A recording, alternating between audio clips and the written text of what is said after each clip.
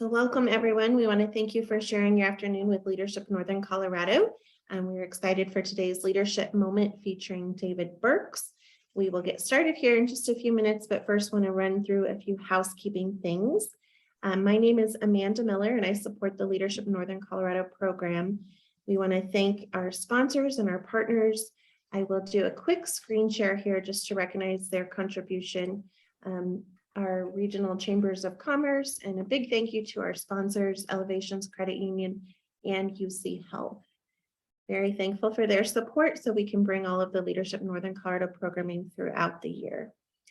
Also want to recognize and thank our Leadership Northern Colorado Steering Committee members for the work they do in coordinating the program throughout the year and these special leadership moment sessions. These sessions are recorded and shared on our Facebook page, other social media channels as well. They are available on the Leadership Northern Colorado website. So we encourage you to go back and check out our library of conversations with regional leaders. There are some great interviews on there and lots of good insight from people around Northern Colorado. A few reminders today, if you can please stay on mute. If you have questions for David, we encourage you to drop those into the chat. We'll be monitoring chat throughout the day. So that is a great way for you to drop questions. And then near the end of the interview, we will have time for David to address those. And finally, we encourage you to mark your calendar for the November Leadership Moment session. We'll be meeting on November the 8th, which is another Tuesday in November, with Sarah Swanty from Animal Friends Alliance. So hold that date on your calendar. These sessions are always at 3:30. And we do promise to wrap up by 4, so you can have the final hour of your work day. So I am going to spotlight both David and myself here so that we are on your screen. And David, thank you so much for being our regional leader of October. We are thrilled to have you here. We've got some questions for you today, and then we will save some time at the end if those on the call have questions. So David, we're going to get started. If you can just take a few minutes and introduce yourself and share with us what you do in our community. Sure. Well, thanks for having me, Amanda. Thanks for everybody joining. My name is David Burks. For what I do in the community here, I'm the owner, along with my wife, owner and operator of Sweetheart Winery and Event Center in Loveland. We're on Highway 34, a little bit west of town. And so that keeps us pretty busy. Honestly, my wife and my daughter do most of the operations there, but I'm still the primary winemaker. I also still stay involved in the technology business, which is where I came from. I spent about 14 years at Hewlett Packard and another 14 years at Seagate Technology in the hard drive business. So a lot of storage related technology in my background, and I'm currently doing some consulting work with Seagate to try to divest of a technology they have.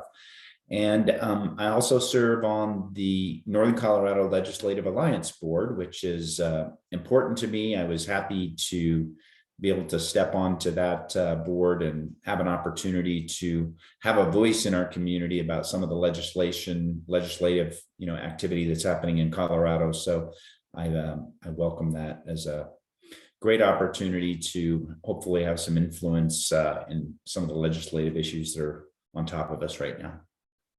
Awesome. Thanks, David, for sharing. If you can think about your business and just share with us as a small business owner, what are some of the things that you are most excited for in business as you look ahead to the year? The things I'm most excited about are just, it's kind of a double-edged sword because I love Loveland in Northern Colorado. We're growing so much, and from a business perspective, it's really, a great opportunity for our business as well as other businesses. But as you just see the growth in Northern Colorado and the people moving in, due to the quality of life and so on, it's an exciting time to see our communities grow and thrive.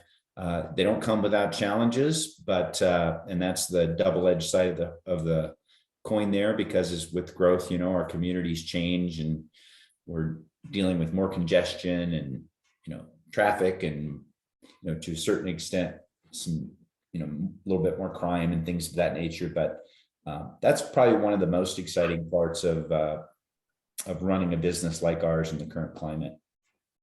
Awesome. I have to say, I travel that corridor frequently. I'm near your business along 34, and it feels like there are always lots of vehicles there enjoying your winery. So it's Yeah, good to see. we're happy about that. Yeah. So you had mentioned the double-edged sword, and with growth in your business and in our region comes challenges. As a business owner, can you share some of the things that do keep you up at night? What are those things that you worry about running a business? Probably right now, you may have heard this from a lot of business owners, but it's just finding good quality people is hard. And, unemployment's historically low, employment participation is low. And so finding, good quality people is a challenge, and then keeping them. We're probably in a better situation than most companies because we tend to be able to attract people. We kind of have a little bit of a company with a little bit of a sex appeal, given that we're the only kind of full service winery operation around here. And so we tend to have a lot of people interested in our roles, but really having quality people that are willing to put in the effort and keep a really high quality experience for customers is a challenge. And so, and as my wife and I get older, we're trying to find people that we can bring in that will take over more of the responsibilities. And so that's a real hard one, to find somebody that is capable to that level of, and actually bringing people up in their skill set and their competencies so that we can turn over more of the operational things to people for opportunities for them. Good. Thank you for sharing. I know we're hearing that, as you mentioned, across many sectors from many business owners, is that finding great workers at this time is hard in our region. We hear ya. You mentioned that you are serving on the NCLA board, and for those who are with us today and then who will watch this video in the future, share a little bit more about NCLA and your role as chair as we move into the 2023 legislative session here in Colorado. Yeah, so I'll start with my role as chair. It's really more of a facilitator job. I feel like it's my role to make sure that everybody's heard and that we've got, we stay on track and things of that nature. So I don't think, like, as a chairman of a nonprofit board like the NCLA is, I can take over the agenda and, get what I want to get done. But I think we're all like-minded in that the NCLA is a board that is focused on lobbying for legislative and rulemaking things in Colorado, focused on small business, business in general. I happen to be focused on small business, and I would like to see a little bit more focus on small business, because right now I think that small businesses are really, it feels like there's just an onslaught of negative legislative, things that are coming out of Colorado that small businesses have to deal with, and the paperwork and the reporting and the, all of those things just are getting, tougher and tougher and more laborious and more expensive. So it feels like, honestly, to me, the current legislative environment tends to really pit workers against employers in a lot of circumstances. And I don't think it should be that way. It doesn't have to be that way. It should be a really complementary type of relationship, because we love our employees. We want them to thrive and do well and so on. And we don't want there to be kind of this adversarial environment that it seems like is sort of being promoted through some of the legislation. That's just my own 2 cents there. Great. Thank you. And I think that your leadership on that board is greatly appreciated. It is a program of the Regional Chambers of Commerce. So a great, as we look at the program of Leadership Northern Colorado and the work that we have done over the years with the different classes in educating leaders in both Larimer and Weld County, I think NCLA is a great success story of regionalism, and businesses from both Larimer and Weld through their chambers of commerce in Greeley, Fort Collins, and Loveland coming together to be a unified voice down at the Capitol. So your leadership there is greatly appreciated. Thank you. And when we think about your work, I would say if you can reflect kind of on all 3 areas of your life that you've talked about, both the tech and small business side with the winery, but also your role with NCLA. When we think about leadership, what impact do you see your work having on the future of Northern Colorado? Oh, on the future of Northern Colorado. Well, let me just step back to the NCLA for a minute, because I think that to the extent that the NCLA can be more influential and more of an advocacy group for business, I think that's going to really make the climate in Colorado better.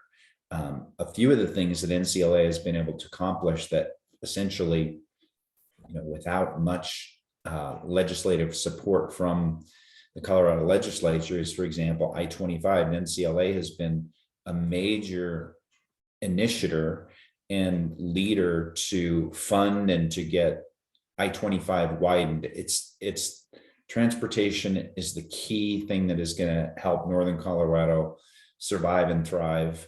And it's a little known fact, but because we have had so much federal money coming into the states over the last couple of years because of COVID and so on, not a single penny of general fund taxation money coming into the state of Colorado from we the taxpayers went to roads and bridges. They spent money from the government on those types of things, and that's just an accident waiting to happen, in my opinion, because once you start redirecting revenue from the state that's supposed to go to fundamental things like infrastructure, roads and bridges and so on, then other parts of our budget get addicted to that money. So we're being influential in correcting some of those things and trying to create a more sustainable situation in both the Colorado budget and a whole lot of legislation that has direct implication on business. And so I think that's one of the areas where I think the leadership that that I can contribute to the NCLA is important. In terms of in Northern Colorado in general, I feel like our business, Sweetheart Winery in Colorado, we really, we made an investment in our community. We acquired some property, we built this property, and we wanted to create something that was really special in Colorado. And we strive to have like a Northern California quality winery in our community. And so we spent a lot, invested a lot in that, and it's paying off for us. We're not getting rich by it yet or anything like that, but it's doing well. And so we're proud to kind of have something that is not, some people might think of a California winery as sort of hoity-toity, but we're not. It's comfortable, it's affordable, it's just a high quality experience. And so that's one of the things that we'd hope that we could encourage more of, it is offering more high quality experiences like that in Northern Colorado. Wonderful. And I think you're absolutely right that as business leaders, especially when you're investing in a property like what you've done there, your winery, you're making a huge contribution to our region and elevating that experience and creating an attraction. So congratulations. It's been fun to see the growth over the years and the development along that corridor, even as we know there's a lot of traffic heading up to Rocky Mountain National Park. I think you've become a destination along the way. Yeah, we'd like to see more of those guys stop. Yeah. So thank you for sharing those impact thoughts. If you can take a minute and reflect on your leadership over your entire career, do you have any big success stories or things that you like to celebrate? I think as leaders, and just in this time of life, we don't often take time to stop and reflect on things we should be really proud of. This is your chance to share with us those points of pride that you have as a leader. Yeah, my leadership over the years has tended to kind of consistently gravitate towards new things, whether it be in the technology business or in my own kind of, been a little bit of a serial entrepreneur. I had a t-shirt printing business in college that got me through college, and not too long after that, I got my first job in the government, which I didn't have anything to do for 6 months. So I wrote a little software application that we ended up selling and making some money at. And then I went into a few other businesses along the way. Just so I've got a little bit of a entrepreneurial flair there. But I've always gravitated toward the big picture perspective, like the business planning and creation and so on. Not as good at the implementation. So I've been fortunate to, surround myself with people that could be, that could really do that part, to fill in those gaps that I didn't have like the passion for. And so it's important to have people that can actually connect to a vision and see what that big picture and plug into it in a role that they feel like they can be a big contributor to, and then to see a group of people to come around to do that and then actually work as a team to get it done. So that's what I've been most proud of, is just, developing teams that can actually deliver things. I've definitely had failures in my career. I've had to shut several things down, and that's always been a bummer. But you learn from those failures, and you just got to take another swing at it and go build the same team. In fact, I've relied on the same team a lot of times over the years. So building that team that can actually take something to fruition is a key part. Great. Thanks, David. Our final question that we had provided to you ahead that I want to make sure we hit on, because it provides great resources for us to share. Do you have a favorite leadership book that you would recommend to others who are sitting in positions like yours, or even very different, that you would provide as a resource? Yeah. So there's an old one, and that wasn't not the 1 Minute Manager, was it? It was the key. There was a key thing out of that book. What was the guy's author? It's a long time ago that I read. That's okay. It's a favorite. But you recognizing things like urgent versus vital. That was in Help Me Out Team. Does anybody know that? Here, we can help you Google. I'll look up one manager while you're chatting. But that's always one that in my career has been a thing that trips you up, is recognizing what's urgent and what is vital, because the vital stuff is the longer term stuff you got to put in place so that you can be successful over time. And the vital stuff, or the urgent stuff, tends to consume you, right? Always working on the urgent and not on the vital. And I think that was out of 7 Habits for Highly Effective People. Thank you very much. That's a great one. It Yeah. was one of the key tenets from that book that I pulled away. The other one, that a little bit newer, but it's still kind of old, was Good to Great. That was a very good book, and learned a lot out of that. I think that's one that was, one of the concepts that came out of there was, if I'm not mistaken, getting the right people on the bus. I just talked about forming a team that can help you achieve what you need to get done. And, that really starts with, you can't do it the other way around. You can't start with a group of people and just lay something on top of them, except to be able to do it. So you've got to have a fit, right? So that's been a big one to me. And then a good dear friend of mine, long time ago, told me, and this wasn't from a book, it was just his wisdom. His name is Mark Cunningham. And we were talking about hiring people and so on. And he says, I have my own theory, which is hire slow and fire fast. And you always hate to let people go, but there's times when you have a poison pill on the team, and it's not good to let that linger, and you just contaminate the team for a long time. So you really need to take action when that happens, and kind of quarantine that person. So but it's a good tenet to have. Yeah. Hire slowly, try to do the best you can. You're going to make some mistakes along the way, and fire fast. That is great. Great wisdom you learned there from a friend. One fun question we like to throw out to our guests. We don't provide this ahead, but it's usually a fun one to answer. If you can share with the group your first job, David, what was that first opportunity you had to join the workforce? You mentioned the t-shirt company, but what was the first time the very first job I had? The very first. mean, the very first job I had was in King's Food Host in Littleton, Colorado, working as a dishwasher when I was, barely fit. I guess I was 15 because I still had to have a ride to work for my mom for a while there. And then I moved up in the world when I got a job at Pants and Dudge, which was a fancy clothing store in Cinderella City, which nobody even knows that exists. Big shopping mall in Inglewood, Colorado. But and then when I graduated from high school, I got a job working on oil rigs in the summertime. And that's how I helped to fund my college education. I had an in with my stepmom, who was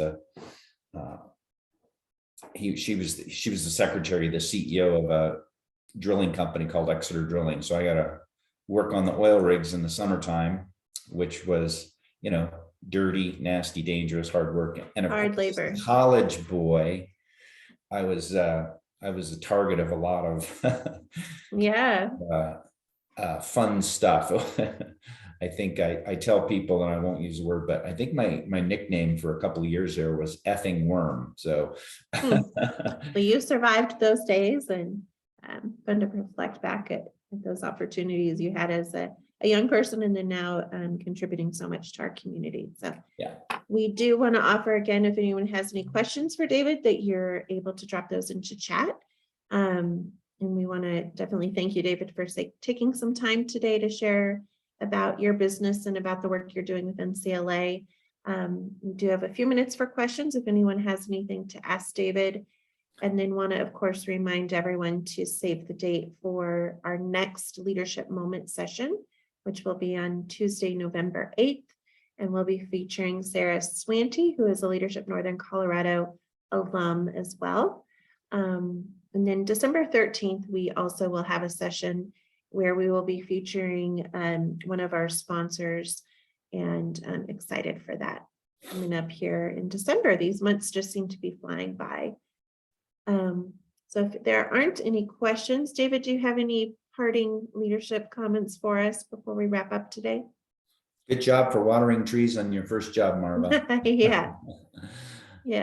Well, thanks everyone for joining Leadership Northern Colorado today for our Leadership Moment with David Burks. And we will be opening applications for the Leadership Northern Colorado program. That program kicks off with orientation in December, and then is a 6-month commitment. So we really encourage you to think about leaders in your workplace and in groups that you're involved in who may be interested in learning about leadership from a regional context in ways they can plug into Northern Colorado. Again, working with the Larimer and Weld County communities. Incredible program, and really encourage you to think about either applying yourself or encouraging people in your community to apply. So thanks all. Thanks for putting up with me, y'all. Take care. Yep, have a great afternoon. Thank you, everyone. Bye.